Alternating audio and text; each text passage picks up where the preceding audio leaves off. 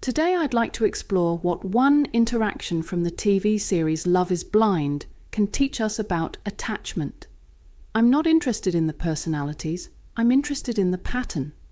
One of the men explains that he's worried the amount of traveling in their jobs could eventually damage the marriage. Notice what happens. He reaches the altar still carrying that uncertainty. He decides to follow his heart.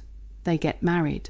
And only a few months later, the relationship ends. Now this isn't really about him. It's about a pattern any of us can fall into. The interesting part isn't whether traveling caused the relationship to fail. The interesting part is what his fear was trying to tell him. Let's look at it through the framework of masculine and feminine energy. The way I currently understand the game is this.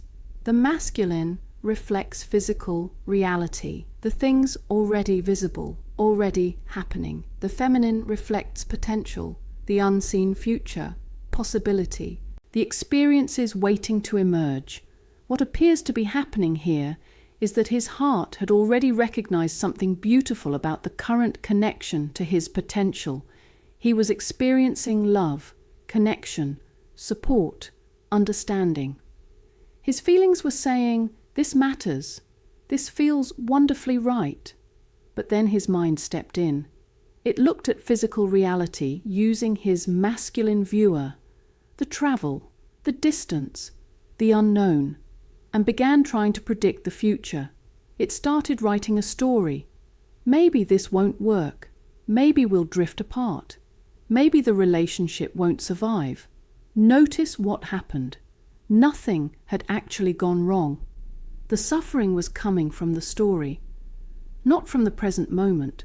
How often do we do that ourselves? We feel something deeply. It's real. We're feeling its embodiment and then immediately begin imagining all the reasons it could disappear. We're not responding to reality, we're responding to assumptions. This is where attachment quietly enters. Simply because we don't see the field of energy, we see a separate person who has this feeling in their hands. We're trying to control tomorrow because we're afraid of losing what we're feeling today. But what if the traveling wasn't the problem and was in fact a plan for a much bigger, more beautiful story and hadn't unfolded yet? By questioning and using our minds in a smarter way, we could ask, why would resonating with something that makes me feel so great take me to a bad experience? Perhaps those weeks apart create opportunities neither person could have imagined.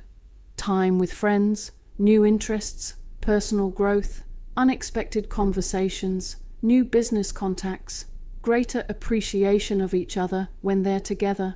The point isn't that these things will definitely happen. The point is, we don't know. And that's exactly where resistance begins. We mistake uncertainty for danger.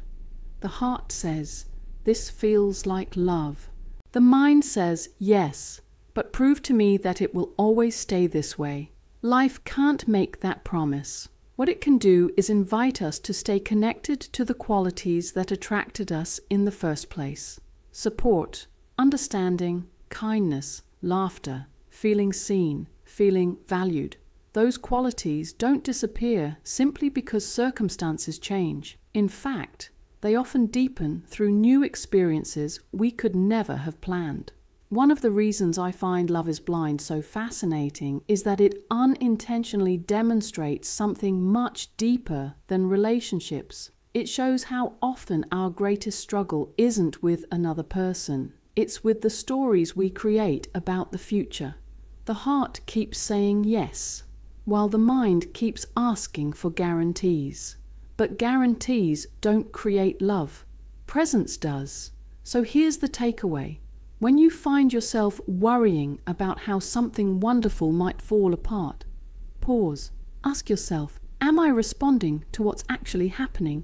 Or am I trying to control a future I cannot possibly know? Your heart has already shown you something important. It has shown you the qualities that resonate with your true nature. Trust those qualities, then allow life to unfold one day at a time. Because the life you're trying so hard to protect may turn out to be far more beautiful than the story you're currently writing. The future has never asked you to figure it out. It's only asking you to stay present long enough to discover it. Any relationship is simply helping you understand the relationship with yourself.